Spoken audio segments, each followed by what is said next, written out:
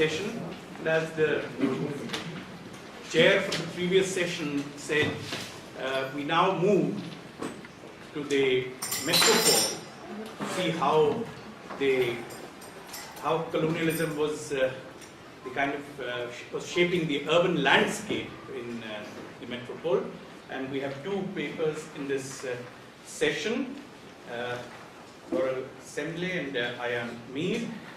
We'll begin with Laurel's paper. Laurel Semble is Associate Professor of History at the College of the Holy Cross. She is the author of two books, Mother is Gold, Father is Glass, Gender and Colonialism in Yoruba Town, published in 2011, and last year she published To Be Free and French, Citizenship in France's Colonial Empire, in which we, obviously in this session, will carry forward some of the conversation we were having in the previous session. So, Laura. Thank you. Thank you very much. Can you hear me? Yes. Okay, great. Well, thank you, and I just want to thank the committee for this opportunity and to everyone for being here this afternoon. For my presentation today, I thought I would provide a little bit of context for the larger project behind the paper, and in doing so, I'd like to make three main points. First, I just wanted to give some kind of background to explain how I got here, right?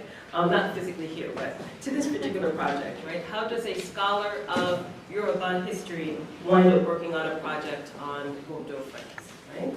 Second, in the paper, I outlined some analytical frameworks, and I want to just give a brief suggestion as to what inspired them and how I might apply them to the sources that I have. And then third, I want to talk about the broader implications and directions where I hope this project will take me. So I'll start with background. So since my first book on gender and colonialism in a Yoruba town in Benin, I found myself researching and writing about Africans living and thriving and surviving outside of the African continent. And it's not that I've left Africa behind, not at all. It's just that I am increasingly aware of the expanse of the continent's historical impact on people, products, and ideas. The real spark for this Bordeaux project came while I was researching my second book, To Be Free, and this is going to sound like a shameless plug, but the reason why I'm talking about it is because it resonates very well with this conference. So the book was called To Be Free in French, Citizenship in France's Atlantic Empire. And so it's not evident that it's about cities per se, but I'll explain how it worked.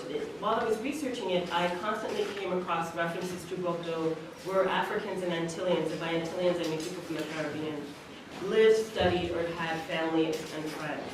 And so this new project is an effort to understand the ongoing connection between the city of Bordeaux and the Black population, who certainly was enslaved early on for the most part, but also there were people who lived in the city as free people of color for centuries. And so given the nature of this conference, I do want to explain a little bit about this book. So the book examines the ways in which Africans and Antillians engaged with ideas of citizenship, and this connects to the last panel, engaged with ideas of citizenship from the period of the Haitian Revolution, beginning in 1791, through the fall of the Fourth French Republic and French Union in 1958, so a really big expanse. So I organized it around port cities, right? So each chapter was organized around a specific city or port. Most of them were colonial port cities. And then each chapter highlighted specific individuals. Some of them you will recognize, right?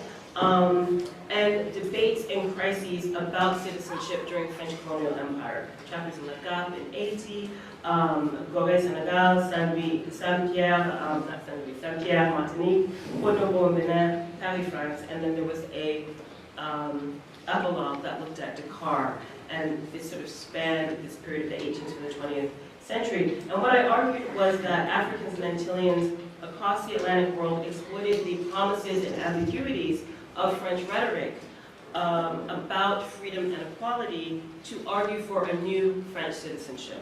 But their idea of French citizenship ultimately was taboo because they endorsed a citizenship that often recognize difference, especially race, as part of a universal French identity. And so I'll give you one example, and these are some other images associated with the work in terms of people and documents. I'll give you one example that actually connects to Saint-Louis specifically, right? So the French were infamous, as many European governments were, for forcibly resettling and exiling colonial subjects to other places, and usually the further away the better, right? We know this in the history of Senegal quite well. And so there were a couple of major displacements of Martinicans to Senegal, and since I was dealing with these two different places in the book, it resonated with me. So one was in 1799, and it involved the resettlement of 120 men from Martinique to Senegal. One of them was a man named Jean-Jacques Alain, and he had been taken as a prisoner of war during the French Revolution by the British, and then he was resettled with his brother and his family. But he began a career in the French colonial administration once he arrived in Saint-Louis, and that culminated with him becoming the mayor of Saint-Louis from 1828 to 1848. So that's one link. And the second link relates to the man at the center of this, sort of montage of images. His name was Victor Patterson, and he was one of the first colonial officers in Dahomey, now Benin, in the late 19th, early 20th century. So he was a Métis from Saint-Louis with a Scottish name, and he also was the grandson of Jean-Jacques Alain. So then he went on to have a child in the brief time that he was in Benin with a woman who was a returned Brazilian. Returned Brazilians in Benin are known as Aguda. And so his children were absorbed into this Aguda community, and then the Aguda and other people in Benin in general, elites in Benin, were among the first West Africans to obtain French citizenship outside of the Cat community, right? And they obtained their citizenship based on sets of laws and decrees mostly, and then a law that were written in the 19-teens. Right, but I want to emphasize that this sort of incredible connection, linking these places, this was not isolated, right? I stumbled across these kinds of incidents all the time while researching the second book, and they ultimately led me to Bordeaux and looking at these extraordinary stories of forced and free migration. So how do these ideas of movement of products, people, and ideas influence my approach to this study of Bordeaux? So I want to turn to how I framed the paper. And in the paper, how I'm framing the project. And in the paper, I talked a little bit about some analytical frameworks that I'm using, and I want to explain how I came to them. So the larger book project is entitled Bordeaux, Forgotten Black Metropolis. And it's a historical study of African and Antillean populations in Bordeaux from the 18th to the 20th, 21st centuries. So the question is, I'm sure you're wondering, how do I claim Bordeaux to be a colonial city, right? When it is known for wine production, right? Everyone thinks of wine. They're like, oh, you're doing work in Bordeaux, I want to come visit you. The bourgeois merchant class, right? Everyone's bourgeois in Bordeaux. And also the gentle shape of the Garonne River that has given the city its nickname as the Port of the Moon, the Port de la Lune. And here are some other images just to show you the sort of things that are the monumental architecture as well. And so I'm interested in the idea of colonial cities as sites of cultural exchange, right? The circulation of colonial capital, and also with connections to the hinterland, I think is very important in the case of Bordeaux and the larger Aquitaine region. The question becomes, what happens when we think of this model of a colonial city in the metropole itself, in which we examine Africans and Antilleans who lived in and shaped a city like Bordeaux from the 18th century with their presence, just physically being there, and also with claims that they would make over time to belong as part of this French city. And so in the project overall, I'm trying to make three overarching points, where I have three things that are sort of animating me in my approach. One is that I am committed to keeping Africans and Antilleans at the forefront of the story, right? Individuals and their stories are key to writing this history for me. Second, I want the book to be a deep and detailed study of Bordeaux as a city, and also as part of a larger Aquitaine region. And then I'm also very interested in creating a narrative with compelling stories, because I think people remember stories better, right, when they're compelling. And I want this narrative to actually reveal the intersections between race, gender, and belonging, or citizenship. And so I've chosen these three analytical frameworks that I mentioned in the paper to help me achieve this. One is the concept of flows and counterflows. The second one is a concept that I'm calling the trans-African framework. And the third is the idea of the Black metropolis. So in order to show how I'm planning to use these theories, I want to take the story that I began the paper with. I began the paper with the story of a woman named Marie-Louise, who contracted to have the famous French architect, the Lacoste brothers, build her a house in Bordeaux in 1784, right? And so she couldn't sign her own name. I don't have any other information about her, only that she made two contracts, one to buy the land, the other to construct a rather elaborate home, and that she was going to pay 8,000 livres for it. And this was in 1784, so the transatlantic slave trade is still raging, and the French Revolution is only 5 years away.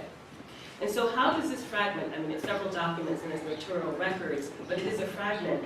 How does it relate to each of these themes that I'm trying to work with? And so let's start with this first idea of flows and counterflows. So the flows and counterflows I'm borrowing from a French photographer named Pierre Verger, who had sort of resettled himself in Brazil and lived most of his life in Brazil. And you probably know him for his incredible photographs chronicling connections that he saw between the Bight of Bahia in Brazil and the Bight of Benin in West Africa. For him, the flow that he was talking about, le flux, was the transatlantic slave trade and that sort of incredible movement, that movement of people from Africa to the Americas. But he also talked about a counterflow, a reflux. And for him, the reflux was direct trade that developed between Brazil and West Africa. Most of that was around tobacco. And then the other part of the counterflow was return migration, right? Returned Brazilians, in particular, who went to places like Nigeria and Benin from the 18th to the 20th centuries. So by contrast, in Bordeaux, the counterflow, if you want to talk about a counterflow, if you see the flow as the ships being stopped in Bordeaux, traveling to Africa, and then bringing people to the Americas, that would be the same kind of transatlantic slave trade flow. The counterflow also begins in the 18th century. And based on research that scholars have been doing, one of the scholars is based in Martinique, Eric Noel, we know that at least 5,000 women, men, and children passed through or lived in the city of Bordeaux in the 18th century alone, right? And so other documents we have are documents like this census from 1777, 1778. There was a census done all over France looking for counting people of color. I use people of color very broadly to encompass people who were described as black and people who were described as mixed race. So in the census for Bordeaux specifically in this year, there were 302 people of color, 194 of them were enslaved, 94 of them were free. And I give more of a breakdown in the paper. This was likely a decline in numbers as you get to the end of the 18th century. What I was also interested in was how the census also reveals how people moved illegally, really, between certain groups of Bordelais families and friends, right? And because they're moving between a small group of people who likely live near each other in different neighborhoods in the city, I think that I argue that this makes their presence much larger than their numbers, right? So they have an outsized presence that captures the imagination of the bourgeois and elite merchant families, even though the counterflow, when you look at the population in general, is just a trickle, right? And so if we look at the extraordinary case of someone like Marie-Louise and we try to think about her relationship to a flow and counterflow, since I can't find any information about her arriving, I can't find any information about her arriving, I'm assuming she stays because she built this house. She represents an example of this counterflow, someone who likely came from the Americas, potentially was African-born, potentially enslaved at some point in her life, she likely was. And yet she's making this literal physical mark on the city by building this home. Okay? So then I have the Trans-African Network that I would like to apply. And I developed this Trans-African Network as a means to analyze the multi-directional movement of individuals, as well as skills, ideas, and dreams that travel with them. So the prefix trans means many things, across, beyond, but it also means surpassing and transcending. And so when I look at these different networks that I've defined as continental or oceanic or ideological, it's similar to the flow and counterflow model, but what I'm interested in this idea of, again, multi-directional movement. I'm also interested in how people moved as gendered beings, as full beings, not just sort of as numbers or dots on a page. And then I'm interested in how they try to ascend socially, right? This idea of transcending. And when they were trying to ascend socially, this often meant moving from enslaved to free or from subject to citizen. And so in the paper, I explore the Trans-African concept by tracing the story of Edmond Dédé, who was an African-American violinist from New Orleans who made his home and career in Bordeaux. And for me, he reveals his Trans-African life by just living it, right? And then he hints at these possibilities for seeing Bordeaux itself as a trans-African city, right? Engaged with the wider Caribbean and Atlantic world. So just briefly, just remembering, so he's born in 1827 in New Orleans. He first fled to Mexico in the 1840s as a musician to sort of escape increasing racism in New Orleans. He was a free person of color. Then he arrived in Europe in the 1850s, and he bounced around a little bit, and then he basically made a life for himself in Bordeaux for 30 years. And he was a music director and a prolific composer. So it was only late in life that he returned to the United States for one last time in the 1890s, and it was a harrowing journey. There was a shipwreck, he lost his violin. And he's recorded as having said that when he returned to the United States, he felt out of place, that he lamented that his country, the United States, had refused his love and that he could only return home to France, his adopted mother. What's ironic is despite these feelings, these strong feelings that he had toward France, he is celebrated and remembered as a son of New Orleans, where they still celebrate his music, they still perform his music, based on this return visit that he made in the 1890s, and he's utterly forgotten in Bordeaux, right? In the 19th century, however, he had managed to create this image of himself as he was written about in the newspaper as the most famous black man in Bordeaux, which suggests that there were other black men who were less famous, but we don't know about them. He also maintained a life off the record by engaging with other sort of transatlantic figures like the Tinchamp family, who has been studied by Rebecca Scott and Jean Hebrard. And then also he corresponded with Toussaint Louverture's exiled niece, who also lived in Bordeaux. And so when we think about Marie-Louise, we have a similar problem, right? She lived a century earlier. We don't know much about her personal networks, but her actions, right, her ability to try to build this home indicates some kind of social mobility. A person who can't sign their name, who doesn't have a last name, right, is able to contract a home. So I find it very difficult, so the question arises, so if I find it very difficult to define these trans-African lives and the people living in these networks, how do I arrive at this final theme of a black metropolis, right? And for the black metropolis theme, I want to go back to the image that was on the first page of the PowerPoint. And so this is a painting that was done in the 1920s as part of a series by a man named Georges de Sonneville, and he was a painter from the Bordeaux region. And several of the paintings feature black men on the docks in Bordeaux. This one from 1924 was just titled Advoqué à Chartrons. Chartrons was one of the neighborhoods where wealthy families also lived. And you see these men, they're talking, they're standing next to a group of working class Europeans.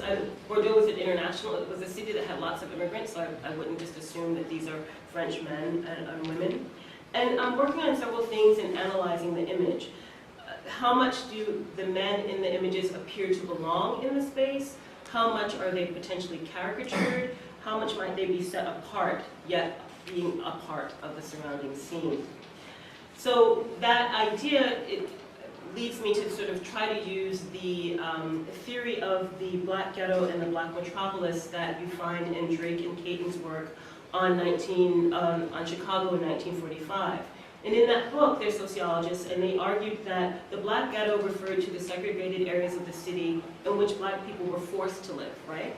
But the black metropolis described the life that black people made for themselves in the part of the city that they called Bronzeville, right? So segregation and discrimination created the black ghetto. perseverance, and a sense of community transformed the ghetto into a vibrant metropolis. The thing about this painting from the 1920s is it describes a presence that would have been ongoing in the city. It would not have been new in the 1920s. And I would argue that people of color are not simply a decoration on the fringes of the city, but they're right in the middle. While the city is often described as having a bourgeois lifestyle, there's always been a popular working class presence there, to work in industry, to work in the docks, to work on the railway. And so the elegant facade of a townhome could give way to modest rooms for workers in the alleyways.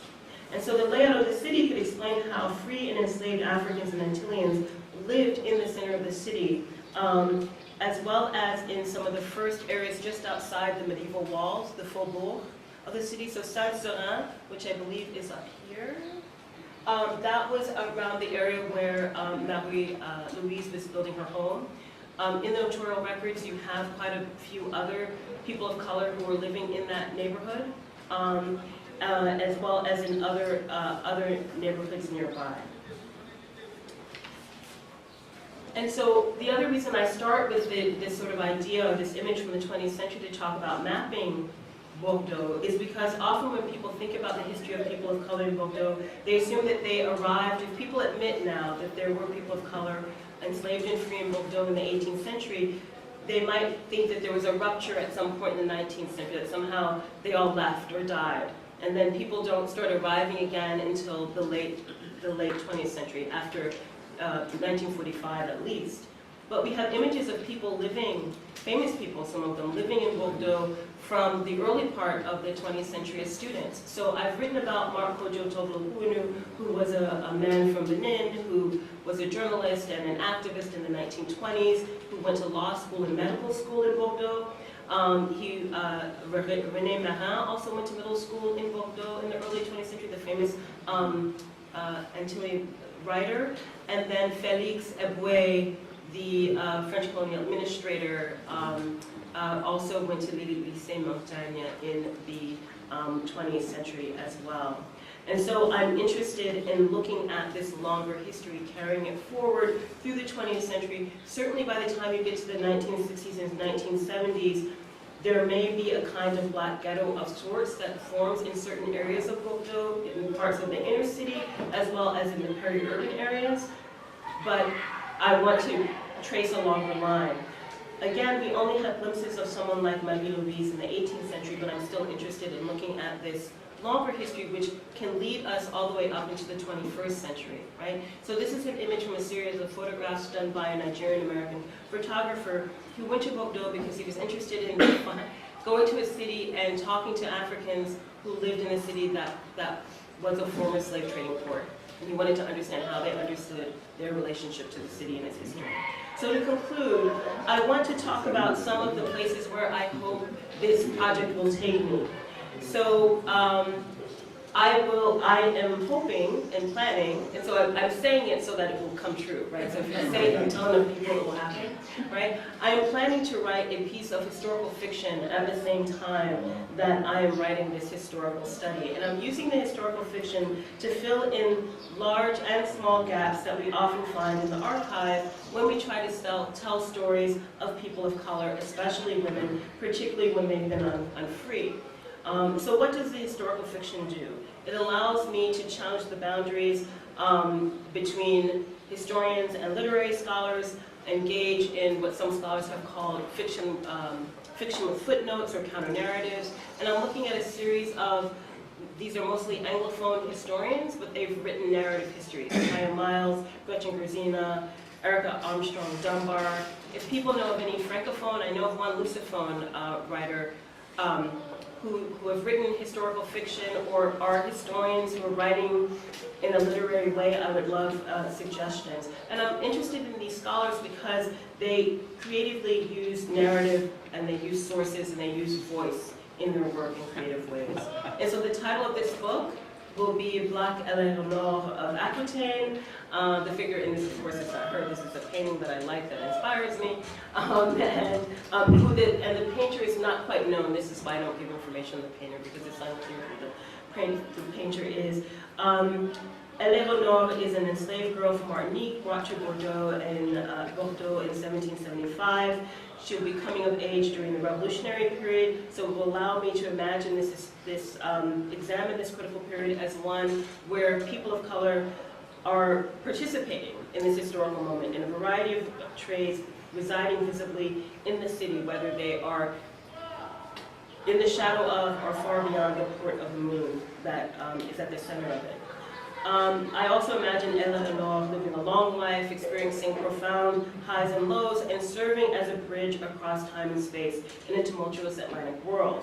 With historical fiction, I can kind of do what I want, but I'm not going to do things without reason, right? It's based on the historical work that I'm doing, but I can have someone like Eleonore cross paths with Marie-Louise, right? I can make a story for Marie-Louise that otherwise isn't there in the archive. And I can bring to life the imprint that people like Marie-Louise left in the city when they attempted to engage in redefining the realities of colonialism, freedom, and belonging in a French city, nation, and empire.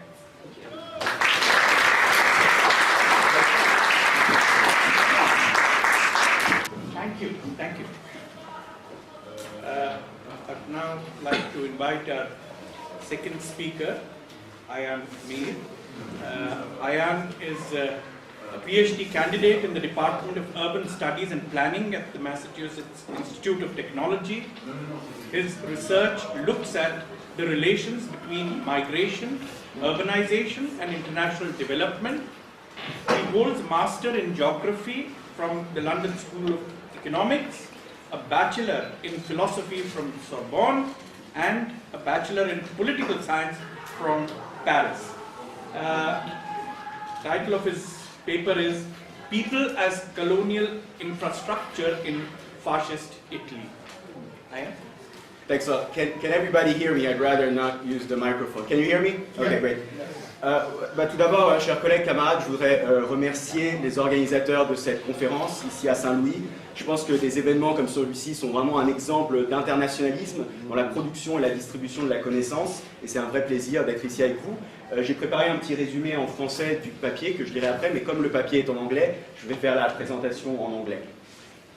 So thank you very much. I'm very honored to share the stage with such a distinguished group of scholars. My paper is about urbanization and settler colonialism under the Italian fascist regime in the Italian peninsula, internal colonization, and in Libya, in particular in the eastern part called Cyrenaica. Now the topic of this conference is colonial cities in global perspective, and here there are two apparent misunderstandings. My paper is neither about cities, because I talk about land reclamation to development of rural towns, nor is it about colonialism as it is traditionally understood, because I look at the regime's colonization practices within the Italian peninsula, at least in the first half of the paper. But I'll try to explain why I think it's a story of colonial urbanization. So, in the second half of the 1920s, the fascist regime in Italy put in place a series of territorial development measures in the peninsula aimed at colonizing, in the regime's words, wetlands in the south. The Pontine marshes, that are also known as the Agropontino, that are situated south of Lazio between Rome and Naples, were a symbol of this. After reclaiming this territory through a colossal infrastructural region, this now fertile region, with its native population displaced and existing ecosystem transformed, would welcome new settlers from the north of the country. They were called pioneers, and they moved to a number of new ex novo cities and small rural burgs.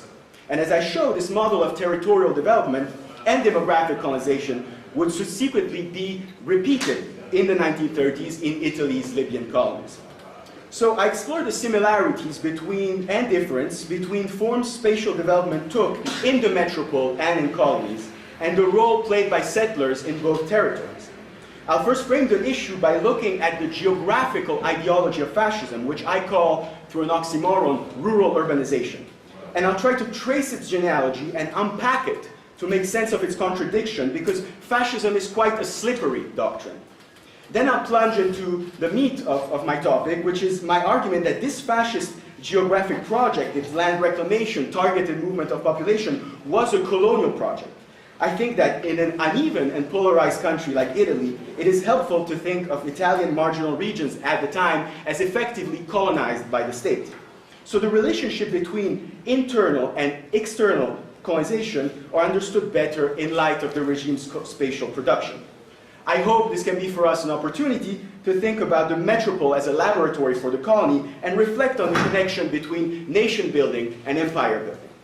A little note on terms. As some theorists have argued, it is quite common and a recurring feature of settler colonial representation to distinguish colonialism as exercised over people and colonization exercised over land.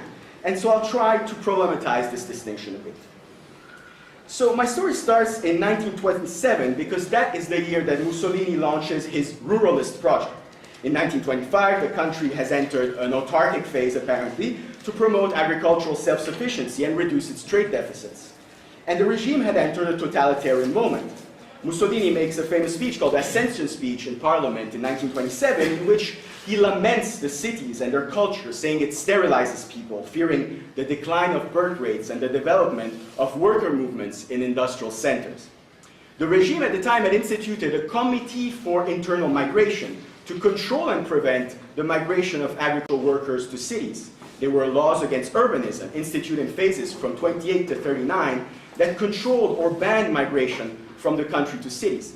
In very materialist terms, this strategy was a way to absorb a part of the labor force away from cities for the agricultural sector and the rural infrastructure development sector as a potential future reserve army of labor to mobilize back into industrial centers.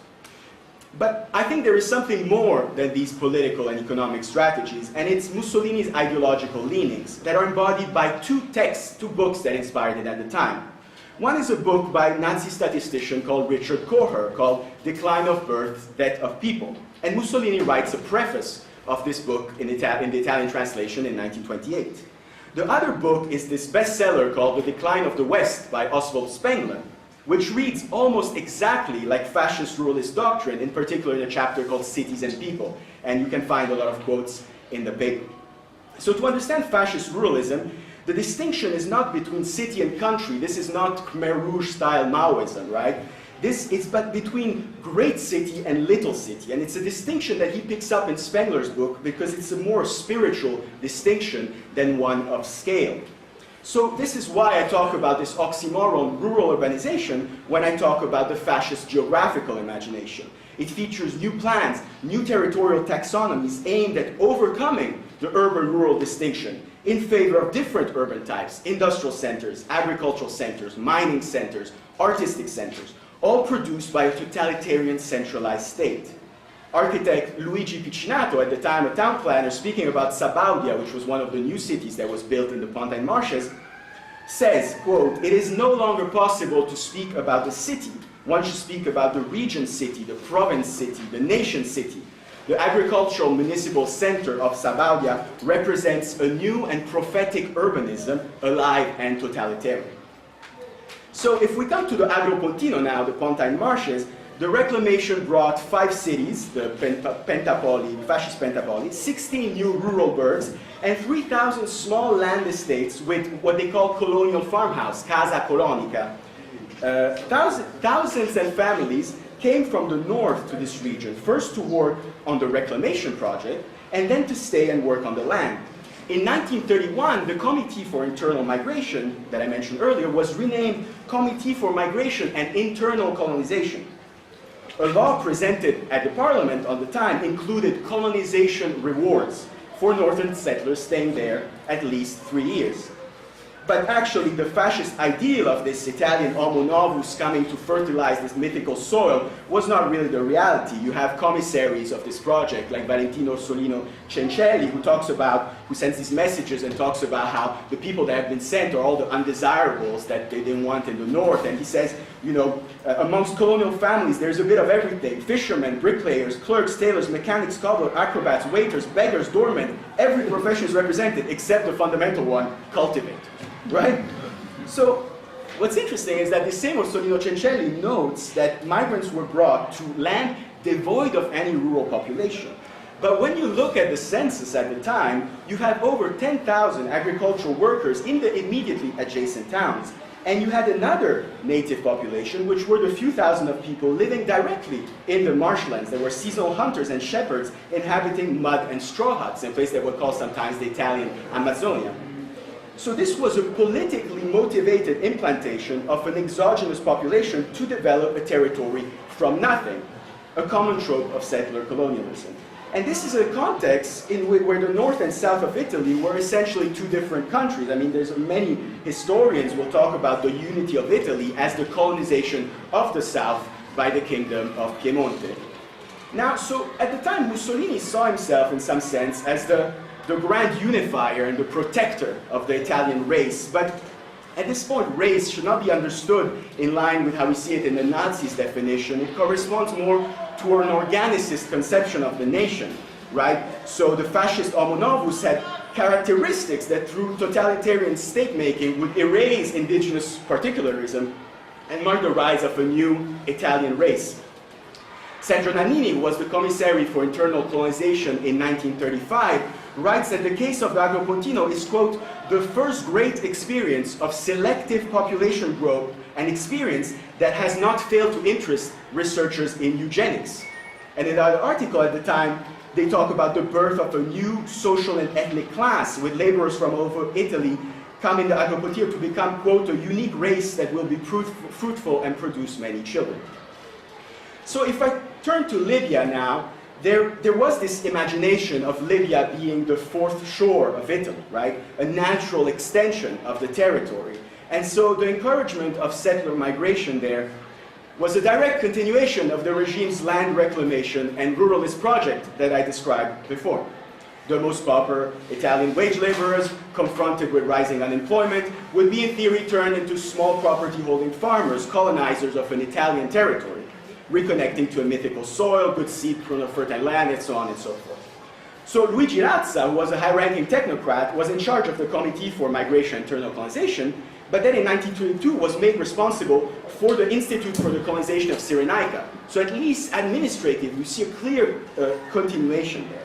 And the settler migration is similar. You have both at first undesirable delinquents and petty criminals, and then an ideal that would reflect a racial project. The same Nannini writes a note to a prefect asking him to send settlers on physical and ethnic grounds for, and this is a quote, for the betterment of the race.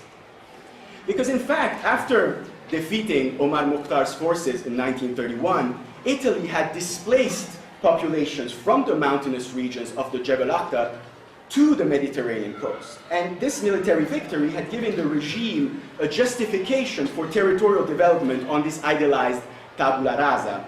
So Italo Balbo, who was governor of Libya from 1934 to 1940, gave his name to an 1,800-kilometer-long Libyan coastal highway that connected Tunisia to Egypt and allowed the fascist production of space that I described before to come to life in the colony. The highway allowed more territory to be accessed and to move beyond from the more stable Tripolitania to the recently conquered Cyrenaica. And these new rural burghs, as they were called, nuovi borghi rurali, that appeared along the coast and then in the hinterlands, were rural centers, logistical and public hubs for settler farmers. And these new rural burghs, if you look at images, they look exactly like the ones in the Agropontino. And you will find similar ones throughout southern Italy, with their rationalist architectural style and planning principles. They were named after historical figures like Borgo Garibaldi, and then included through processes of assimilation displaced native populations, and given names in Arab like Jadida or Fajr, which means new or dawn. Now obviously, in spite of the material discursive similarities traced between these two things, which I think I owe a lot to what Frederick Cooper and Arnold Stoller have called this idea of treating the metropolitan colonies as a single analytical field. However, I am not flattening every difference, and obviously the Arab colonial subject served as a foil in opposition to whom Italian unity could be created. The production of differentiated subjects, which had been so concealed in internal colonization processes, could now be laid bare in the name of racial difference.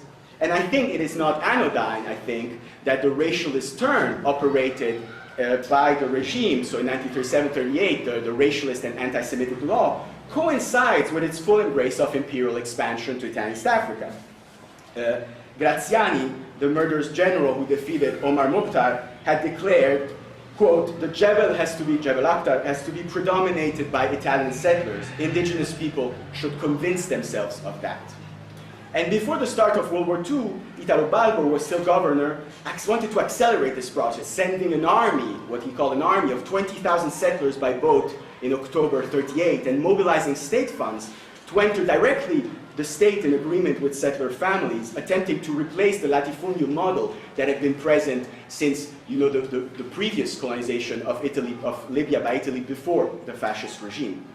And the settler colonial project in Libya was halted by Italy's entrance into war, and most settlers had returned to Italy by the time Libya became independent in 1951. So to conclude, I just want to leave you with 5 short thoughts and interrogation. The first one is that I would not be telling a complete story of fascist imperialism if I did not interrogate colonial practices in Somalia, Eritrea, and Ethiopia. These are the countries that would comprise Italian East Africa. But the racial relations there were different, and so was the nature of economic development. There was much more industrial than in Libya and less reliant on mass settler colonialism. And this is where I hope to continue this project, to add that part of the story. The second thing, I'd like to remind the importance of the movement of people as central to colonialism, in particular, specifically, surplus population in the metropole as crucial to settler colonialism. The third thing I'd like to say is I think it is not enough to think about cities in colonial projects, but perhaps it might be more useful to think about urbanization processes, dialectical relations between extended urbanization in the hinterlands and concentrated urbanization in cities, and as many urban theorists have discussed. One cannot disconnect the city from the non-city in any context, but in particular not in spaces of extractions like colonial ones. Thirdly, I started this talk with the provocation that the development of parts of Italy by the fascist regime were colonial in nature, and that was similar to what they did in Libya. So what is the relationship between nation building and empire building after all? What is called development by some is surely called colonization by others, and one can think of countries like the United States or India who gained their independence and then pursued their own colonial projects on their national territories. And the fifth point I'd like to make is if this metonymic global north and global south are relations and not locations, then what would it mean to study spaces of extraction and displacement like the Agropontino as southern spaces without essentializing the south as some post-colonial theorists sometimes do? And so finally what I'll say is that Italian imperialism is sometimes easily dismissed in imperial stories, right? Lenin famously called it vagrant imperialism because it didn't have the financial resources to back what they were doing, but I think it is not inconsequential, and it offers us a lot of lessons about imperialism. And the last thing is that we hear a lot about fascism these days in the world, and I think it's important to look at how the material relations that produce it, but also how these ideas emerge, and to not underestimate them in order to fight against them better. Thank you very much.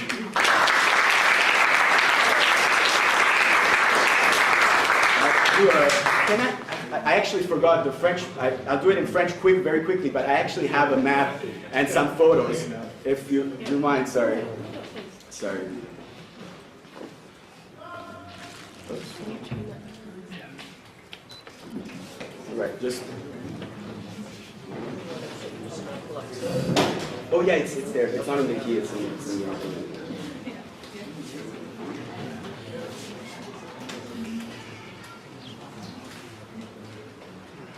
Bon, j'essaierai d'être plutôt bref, comme ça on peut avoir plus de conversations. J'essaierai un peu de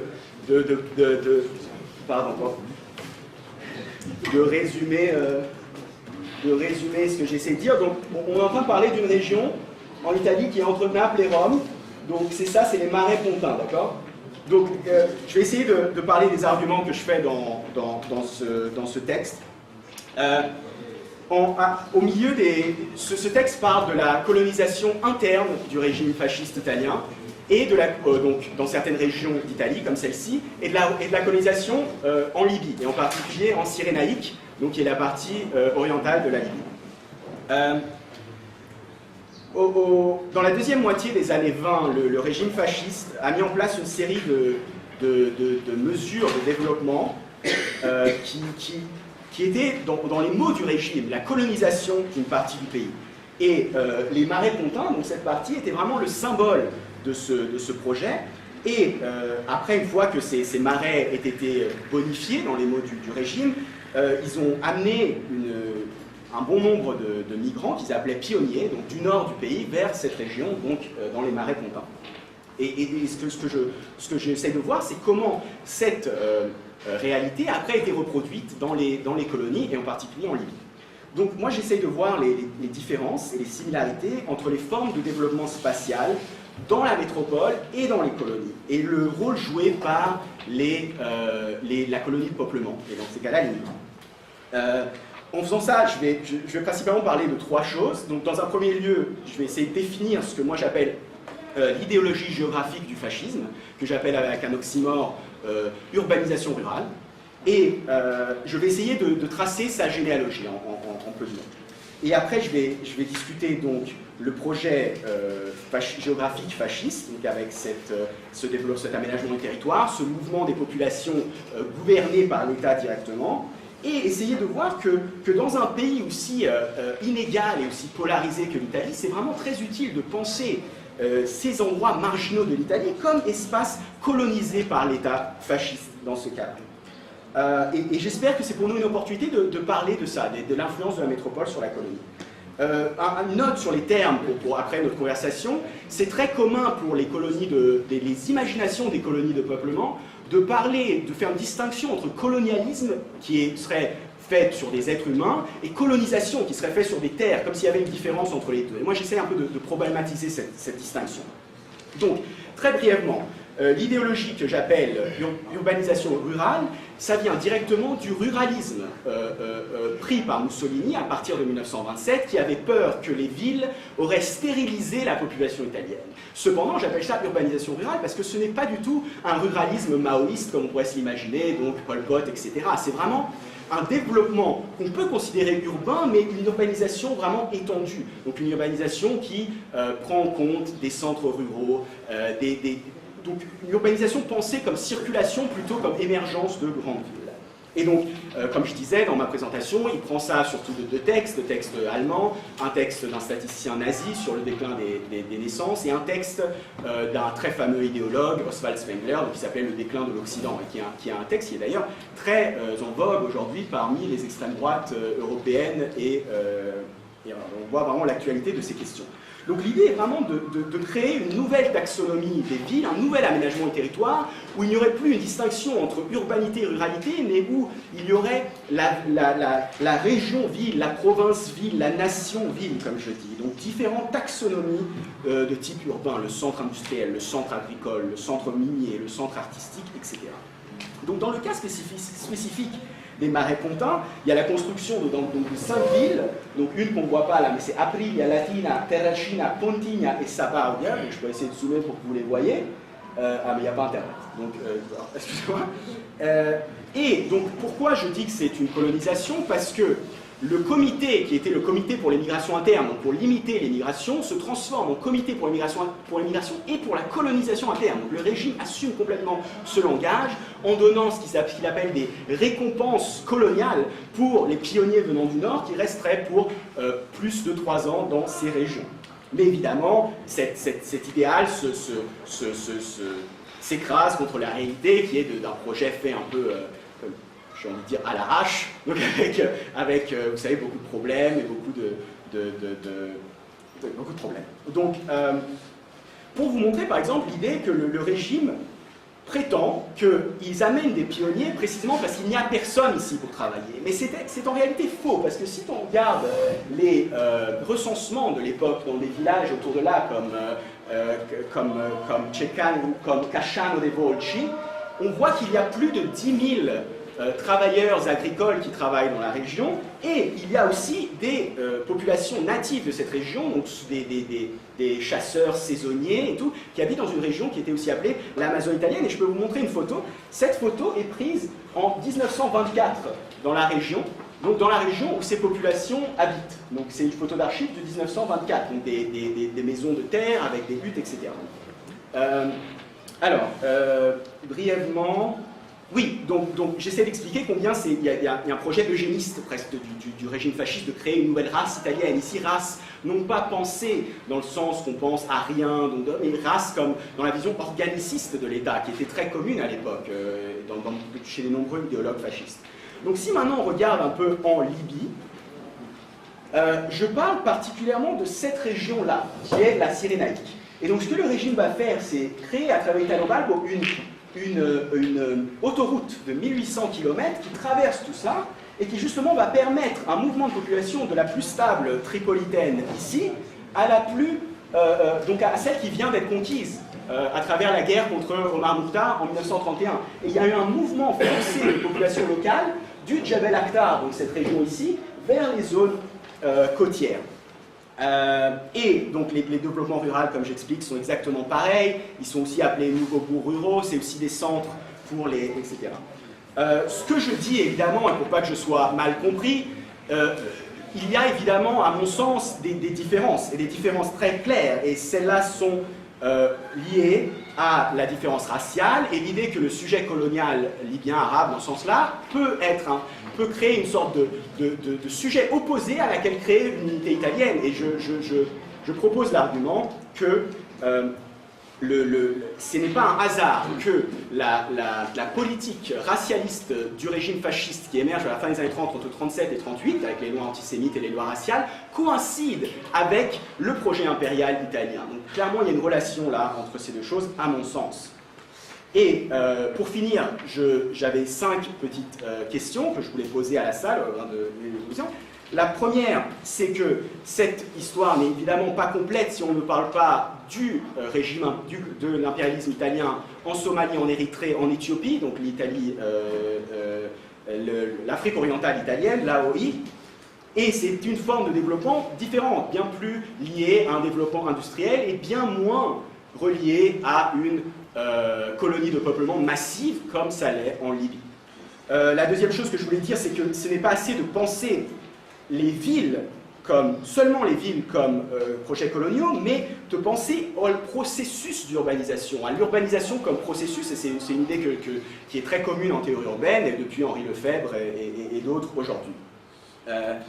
J'ai commencé avec une provocation ici en disant que le développement de certaines parties de l'Italie par le régime fasciste était colonial, ce qui est évidemment hasardeux de dire, mais je voulais voir dans quelle mesure elles étaient similaires à ce qui s'est passé en Libye et quelles sont les relations entre la formation de nations et la formation d'empires. Est-ce qu'on peut séparer ces deux choses aussi simplement qu'on ne le pense? Au fond, ce qui est le développement pour certains est appelé colonisation par d'autres. Et on le voit dans des nations comme les États-Unis ou l'Inde, qui, une fois qu'ils ont eu leur indépendance, ont mis en place leurs propres projets coloniaux sur leur territoire national. La dernière chose, qui est plutôt liée à des questions de théorie, de comment on pense ces choses-là, le Nord et le Sud sont souvent pas pensés de façon métonymique, qui est vraiment comme des lieux géographiques, mais comme une série de relations. Et si c'est le cas, est-ce qu'on pourrait ne pas essentialiser le Sud comme fixé dans certains endroits, mais penser le Sud au sein du Nord également? Et comme dernière chose, comme je disais, ne pas penser l'impérialisme italien comme étant inconséquent et comme étant quelque chose qu'on peut jeter aux poubelles de l'histoire, parce que l'impérialisme italien était très violent, et notamment l'usage d'armes chimiques, etc. Et également, dans un contexte mondial où beaucoup de gens parlent de fascisme, je pense qu'il est très important d'aller lire et d'aller s'intéresser à comment ces idéologies émergent. Merci beaucoup.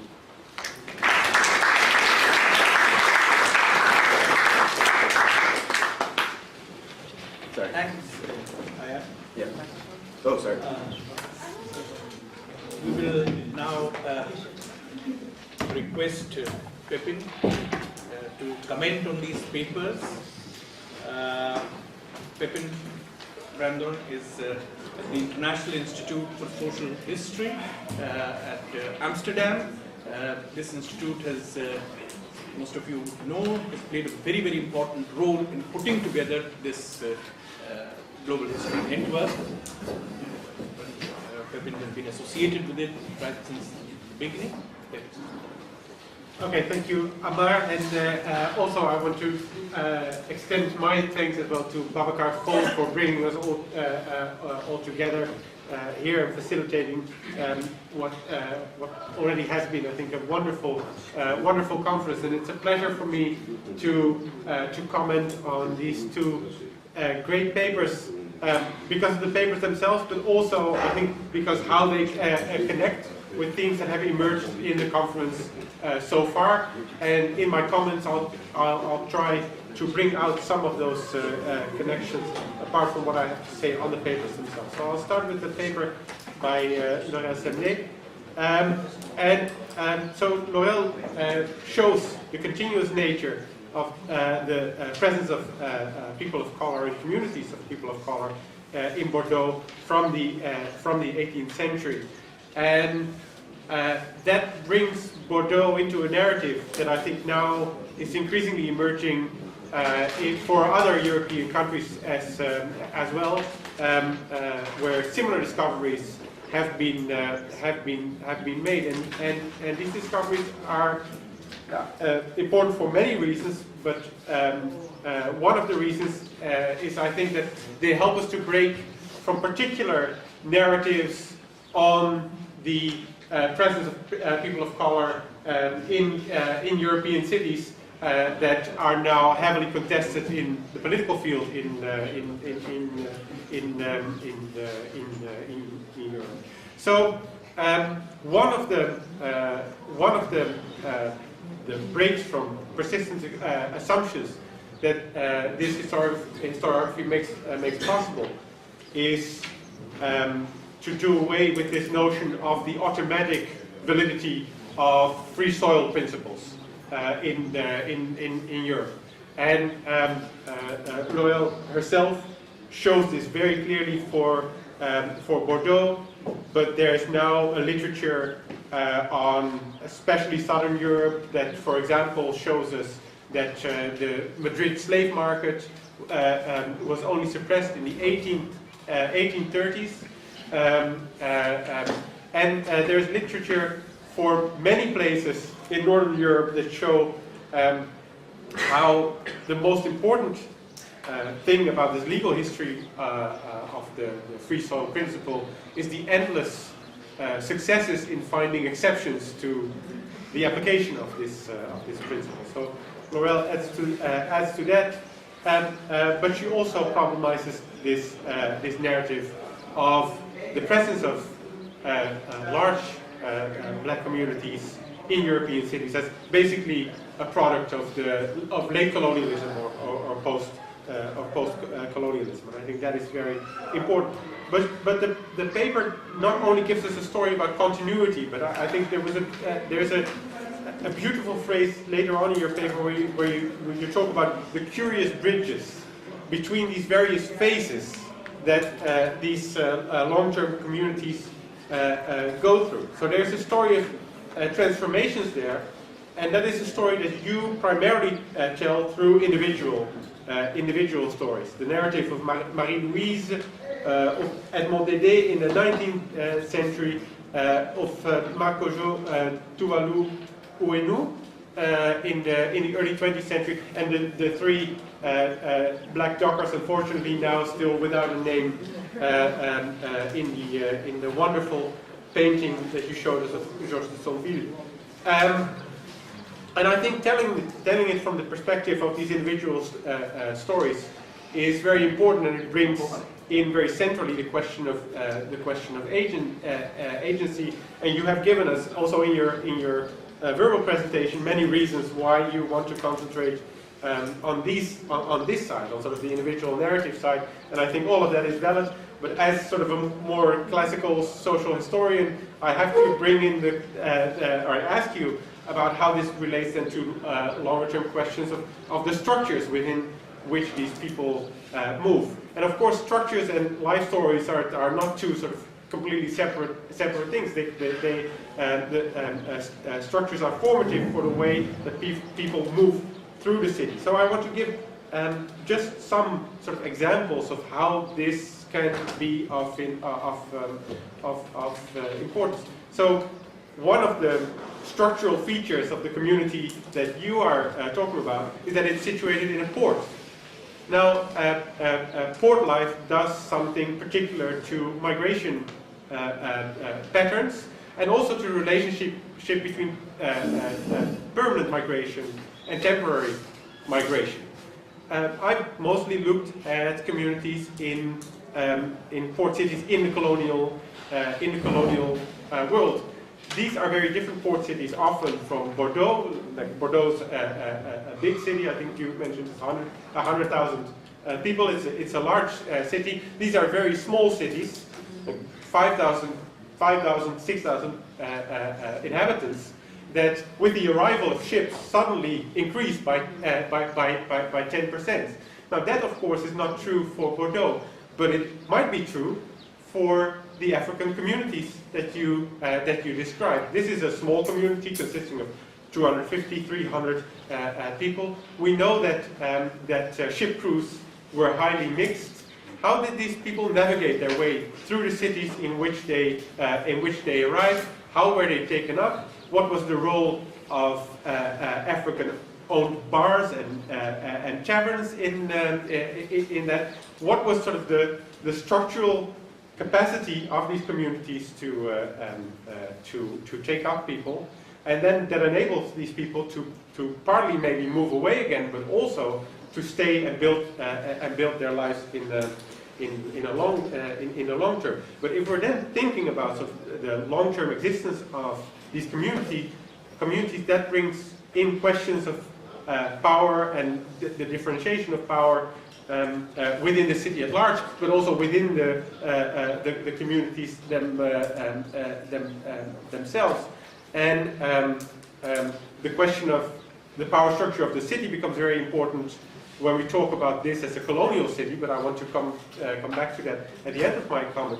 But also the question of the internal differentiation within the community, I think, is quite crucial for how we situate the individuals that we encounter. And there I simply want to put out the question that you start your paper with the story of Marie-Louise, who apparently at the moment that you encounter her in the archive, she must be very wealthy already. She buys a house from two famous architects in Bordeaux, at least both very wealthy, maybe not in relationships to sort of the white Bordeaux upper class, but she has access to money. So then I think sort of we cannot automatically assume a lineage that stretches back sort of immediately from the freed and enslaved in those cities to these people who might become sort of a middle class, right? Or sort of at least within their communities play these roles. So it's about sort of, we have to ask that questions of the particular situations of these different individuals within that wider community, and this relationship is very different for the different people that you mentioned. Now, of course, the wider question that relates this to the theme of the conference as well is the question of how they are situated within the wider imperial world, and that changes massively over time, and it changes clearly with the abolition of slavery, but it also changes with the emergence of these sort of mixtures of students, intellectuals, dock workers, with which you end your presentation, and that brings up the questions of how to situate these communities in different ways. Now,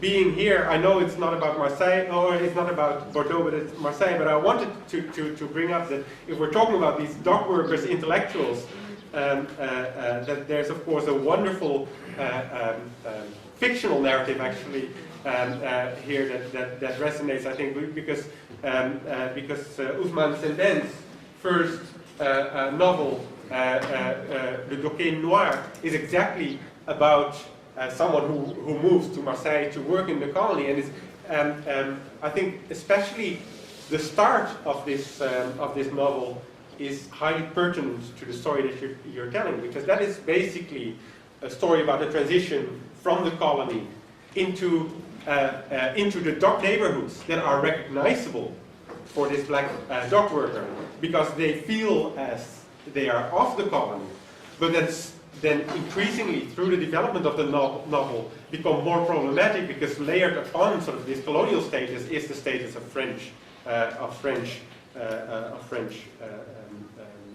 racism. So to bring that back, so the question is how to situate the community in that wider narrative, and that of course becomes very important when you want to describe this as colonial cities. And although this might not seem such a controversial move at the start, I do think it needs some deeper theorization and thinking through, especially when we're talking about colonizing. So now, who's colonizing what? And of course, this is not in any way present in your story, but the reason why I raise this is that, of course, we have a very rabidly racist far-right narrative that is exactly about the fact that people from the colonies come to European cities. That is the act of colonization, right?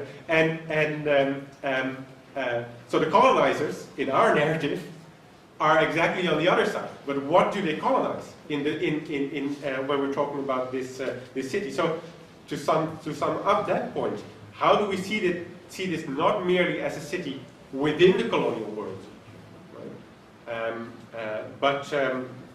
Or within a larger colonial sort of global colonial project. But I think to argue that these are colonial cities, there has to be an argument that the colonial project shapes these cities in fundamental ways, and the processes within these cities shape the project of colonization. And then the status of these communities within that becomes actually a very complicated question that I would like to ask you to reflect on. Moving on to the question of Ayaan Mir, that's also about these continuities, but in a very sort of different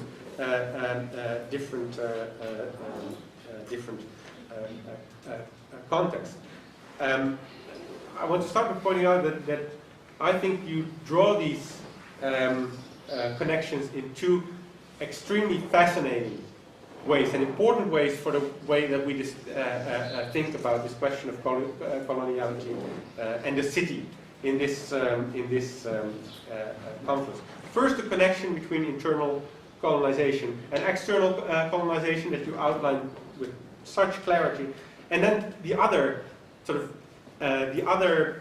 connection that you draw in this strange phrase rural urbanization that might at first glance seem a very strange byproduct of fascist ideology in the 1920s and 30s, but that I would like to argue is something else. So in both these connections, you show them in this concentrated, compressed way in the 1920s and the 1930s, but I think it's useful to think about their longevity.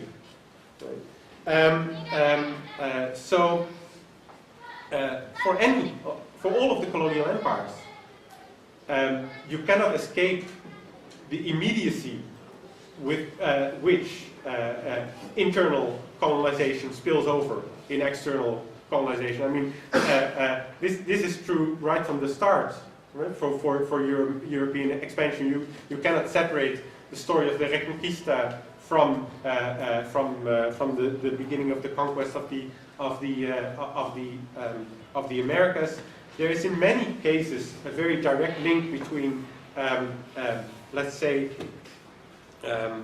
pacification of the state's own territory and expansion. I'm most familiar with this, of course, for the Dutch case, where the phase of subjecting the rural East and the rural South during the Dutch revolt actually immediately coincides with the expansion of the war into the Americas in the Indies. But I think you can draw parallels with how Cromwell exports new model army to Ireland. And so I think you can continue with that for many empires. So there might be a long story there that connects the two much more intimately than we're used to acknowledging. But the same might be true for the question of rural urbanization, and there I want to ride perhaps one of my hobby horses, but there's this whole old literature, or this old notion in the literature of long-term capital development that links it to the victory of the town over the countryside. And that was usually seen in this very sort of spatially confined way as the subjection of the rural hinterland in Europe to the countryside. But there's an interesting way in which all these colonial powers connect metropoles, literally, to the countryside of the world, to mainly agrarian production areas, and in which the colonial city within that project is not merely the outpost of the central state, but maybe even before it is the outpost of the central state, is the representative of the city within that world of plantations, or within that world of plantation agriculture. So it becomes a mediator between town and countryside. And in terms of colonial ideologies, there's always a deep implication of this being modern city people subjecting the peasants of the world. So there again, I would like to ask you to think about these longer patterns, but then we can come back and ask what is then specific about the project that is implemented in the 1920s and 1930s. I like the way in which you make this into a story of circulation. It's experiences gained on the Italian countryside that are then exported to the colonies. There might be a pre-fascist part of this circulation story as well. I don't know whether you've seen it, but Francesca Di Pascala has an interesting article in one of the latest issues of the International Review of Social History on the importation of Libyan convicts into Italy, and the use of mass convict labor in Italy itself. So this might be a circulation that is continuous and continuously in both directions. Now, all of that invites us to think about the particularity of fascism within that, and brings in the question that I think in literature on fascism is increasingly important. How much of fascism, of the history of fascism, makes it is either aberration or horrific outgrowth of European history, and to what extent is it an importation of the violent means tested in the colonies into European times. So I want to lay out that question. Le professeur Brandon a identifié dans mon commentaire deux points importants. Le premier, c'est la relation entre colonisation interne et colonisation externe. Et lui situe cette question dans un univers bien plus vaste que le mien, qui est limité à l'Italie fasciste, à d'autres contextes. Par exemple, que tous les empires coloniaux arrivent en conséquence d'un processus de colonisation interne. Il a donné comme exemple la Hollande, la Reconquista espagnole, les actions de Cromwell en Irlande, etc. Il y a une histoire plus longue ici que peut-être je pourrais situer mon papier dans cette histoire plus longue. Le deuxième élément qu'il a identifié, c'est la question de l'urbanisation rurale que j'identifie et qui situe dans une réflexion plus vaste sur la relation entre ville et campagne dans l'histoire du développement capitaliste, qui est essentielle. Et donc si moi je pourrais aller vers des réflexions sur des temps plus longs que sur ce temps très limité de l'histoire fasciste, je pourrais peut-être comprendre mieux comment ce processus naît de la réflexion fasciste. Et finalement, il veut savoir combien je peux enfermer d'une certaine façon le fascisme dans ce papier, et combien il faut plutôt penser l'histoire du fascisme comme excroissance de l'histoire coloniale européenne, et combien l'histoire, les pratiques coloniales en Europe sont après, les pratiques coloniales de l'Europe à l'étranger sont ramenées en Europe et deviennent des pratiques fascistes dans un pays comme l'Italie. Et c'est des questions très pertinentes. Merci beaucoup. Yeah. Thanks. So, brief responses. You can take the questions and then we can... Yeah. Fine. I just want to answer briefly, just very short, on the last question that Professor Brandon asked me about how can we separate fascism from the history of Europe. I don't think we can, and I'm sure we can't, but there's a big debate in historiography of whether fascism was the product of, more forces, or if it was something, exceptional. And I think that debate is one that should be had, obviously. Sorry.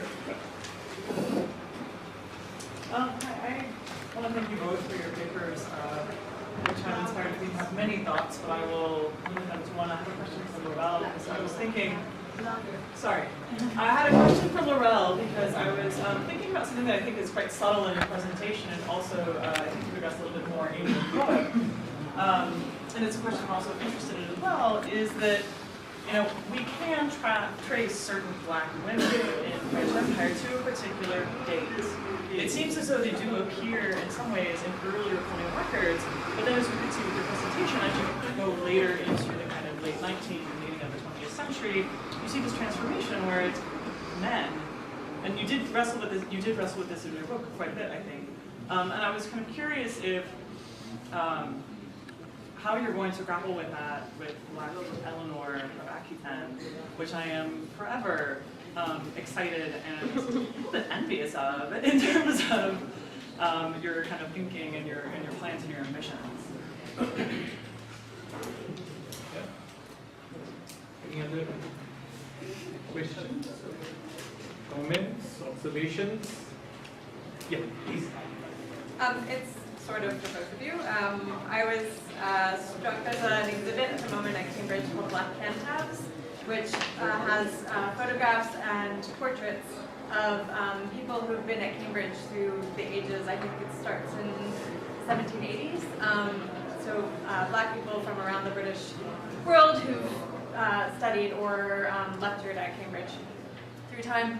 And I think it's sort of part of a pushback, like I think your book and some of the things that were mentioned, to sort of get us away from the idea of thinking that, I think dangerous idea of thinking that we live in the most progressive time, right?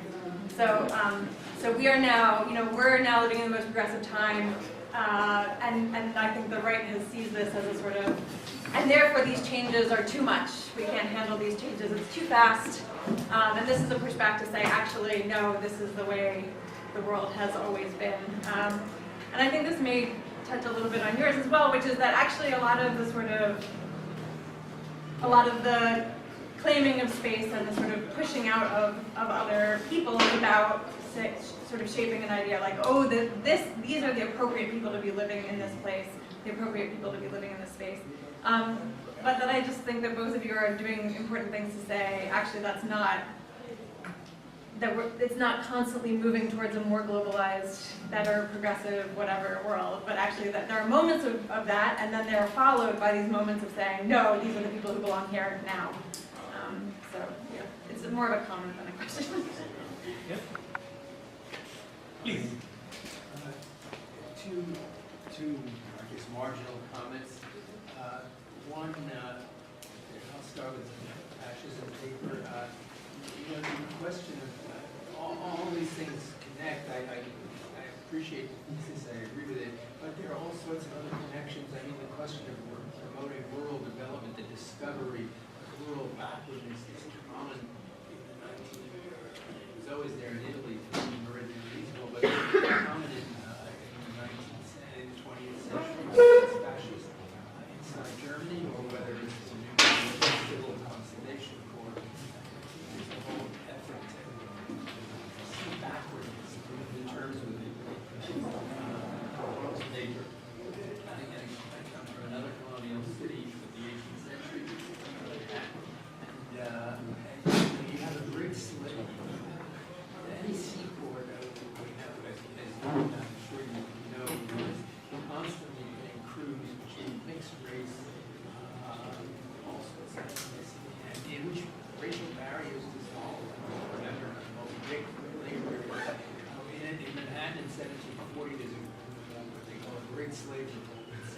conspiracy. It's a panic. They execute a dozen people, I think, for folks. So it's this, this constant ferment, where the outer world comes into contact with the urban world through the seaport. You know the history of the historiography down to black sailors. And also, I think tavern keepers and women tavern keepers, I think it's very active. Yeah, The microphone. Oh, that's great.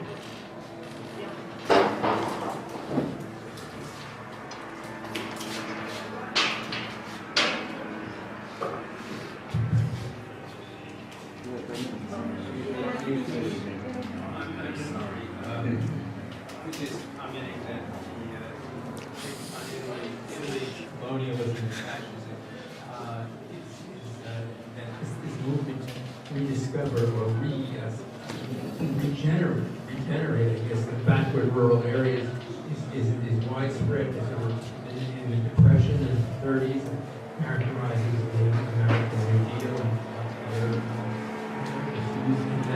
and these are projects in many ways.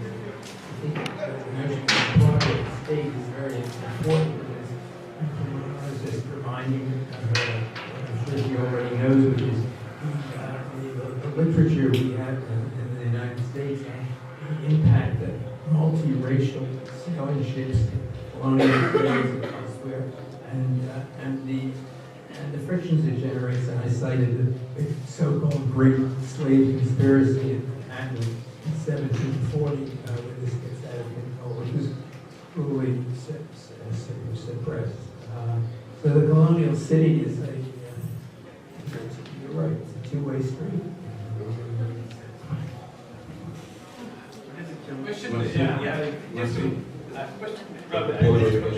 I don't need my yes. Yeah, thank you for your two exciting papers. I have just two small questions. One to Larissa. I'm wondering, je me demande pourquoi tu veux changer de l'histoire au roman. Tu es vraiment déçu? Are you really disappointed with the historical sources? No, I mean, je vais faire les deux. Ok. En quoi la colonisation égyptienne, italienne en Libye était vraiment cette colonisation, parce que quand tu parlais, je pensais à l'office du Niger toujours avec la France. Est-ce qu'il y a eu des aménagements de territoire avec la production de riz? Qu'est-ce qu'ils produisaient? Alors, do you want to answer the translation and then we can answer all the questions? Yes, there's one more. Maybe Une dernière question. Ouais. Par rapport à votre développement, il y a des similitudes au Sénégal. Parce que tout après les indépendances, nous nous sommes retrouvés avec pratiquement 8 régions. Et il y a une répartition inégale de cette population. Et le président Senghor a initié la politique des terres neuves. Si vous prenez le Sénégal oriental, qui constitue le territoire, Senghor a fait quitter pratiquement ses parents serrés pour les amener vers cette localité. Ça a été une politique orientée purement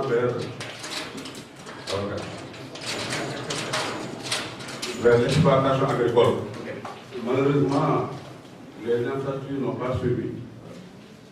Peut-être qu'on a installé des points d'eau, mais aujourd'hui, il y a une véritable population qui se développe dans cette partie-là. Avant, c'était des densités de moins 5 habitants au kilomètre carré, mais aujourd'hui, on y trouve non seulement des écoles élémentaires, des collèges, mais aussi des lycées. Merci beaucoup. So one of the questions that I received, Sarah's question about how will you maintain women in the story, right? Because you can find them much easier in the 18th century, and then 19th, 20th century, do they kind of disappear? And to relate that to the comments that you made about the dock workers coming in, and sort of what kind of story might I tell about the constant flow of people and then sort of power differentiation. How do people become part of this community if I can find a community? And so one of the parts I had left out of my presentation was some information about dock workers who were being surveyed in the 1930s and 1931 when the French were surveying everyone of African descent and nervous about their sort of their political predilections. And they talked about different houses where black dock workers lived.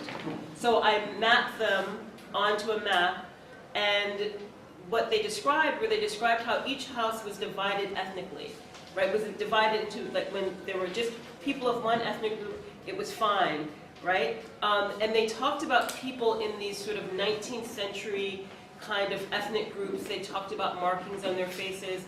But then they said that there's one house, and I think there was a woman who was the owner of the boarding house too, on top of it, where races of all kinds mix. And that one's dangerous, right? But again, sort of mapping them, and they were in the center of the city, both in the, right by the port, and another one was in an area that is now a quite wealthy area of Bordeaux. So this idea that, so women are still present when you get to the 20th century, finding them will be difficult.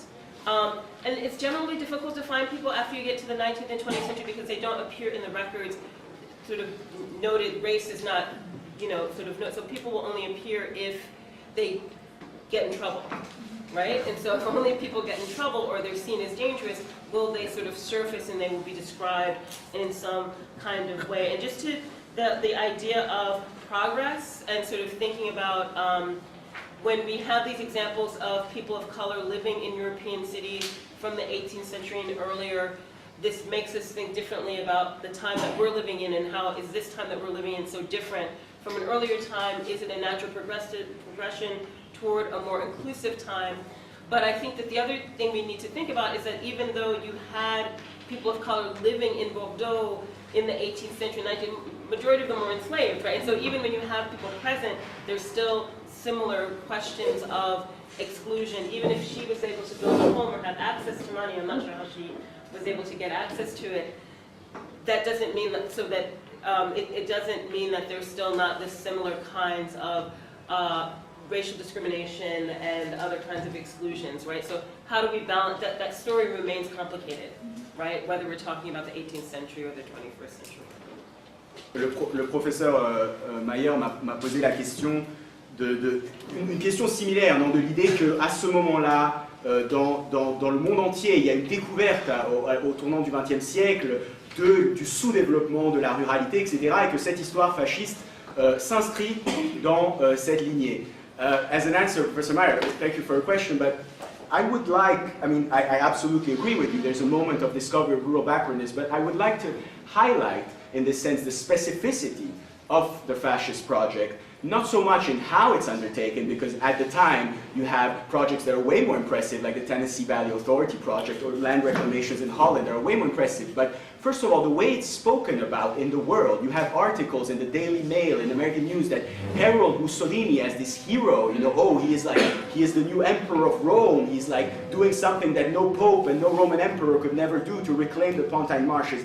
And the other thing, so not just in practice, but in how it's spoken about, I think with Mussolini there's a break with the way that former liberal Italian historians like those meridionalisti, Nenni and Salvemini, would speak about this backwardness. And Mussolini situates it in a very totalitarian vision of the state. In many speeches, he has this famous line, he says, tutto dentro lo Stato, niente al di fuori dello Stato. Everything in the state, nothing outside of the state. And he says, if someone is in the state, they will defend it. If somebody outside the state, they will attack the citadel, right? So coming back similar to what Professor Brandon said, I want to insist on obviously fascism as part of global processes, but as some specificity of how it's spoken about. There's something about fascism that can be subsumed after this. Juste en français, une petite traduction, ce que je voulais dire, c'est que moi je tiens à la spécificité particulière du fascisme, évidemment qui s'inscrit dans des processus globaux, évidemment que dans le monde entier il y a des réclamations rurales, il y a des projets de développement qui sont d'ailleurs bien plus impressionnants que celui de Mussolini, mais il y a quelque chose dans le langage qui est mobilisé par Mussolini, dans cette vision totalitaire de voir l'État comme producteur d'un nouveau citoyen, d'une vision vraiment totalitaire de l'État, qu'on ne retrouve pas dans des discours, par exemple du New Deal, lorsqu'ils font la Tennessee Valley Authority Development, ou dans d'autres réclamations, bonifications, je ne sais pas comment on dit en français, en Hollande. Sur la question de monsieur sur la migration de peuplement en Libye, et s'ils avaient produit des choses. Alors je n'en parle pas dans la présentation, mais dans le papier, c'est un système très sophistiqué dans lequel le monsieur est là, dans lequel l'État, ou dans ce cas-là des grands propriétaires terriers, rentrent dans des relations de... Alors le mot m'échappe en français, mais en anglais on dit sharecropper, il faudra trouver le nom aussi, c'est le mot en français, qui rentrent dans des relations de production agricole. Alors évidemment, ce n'est pas la révolution industrielle, la révolution verte, hein, ils ne sont pas en train de produire pour les marchés, non, mais il y a quand même une production, et l'État en particulier donne du capital, donc souvent des animaux ou des terres pour ces migrants, pour qu'ils travaillent cette terre. So I was just saying that the gentleman was asking whether this was actually a substantial, settler migration with a lot of, agricultural work. And what I was saying is actually, in spirit at least, it was perhaps not as much in practice, but there was an ideal for the state later, but first for big latifundium owners to get into sharecropper agreements with settlers and to give them little amounts of capital, like cattle or seeds to start working the land there. Do you have time for another question? No? Okay. Since we are really running behind schedule, we'll have to conclude this session, and I'm grateful to Corel, to Ayan, Pepin,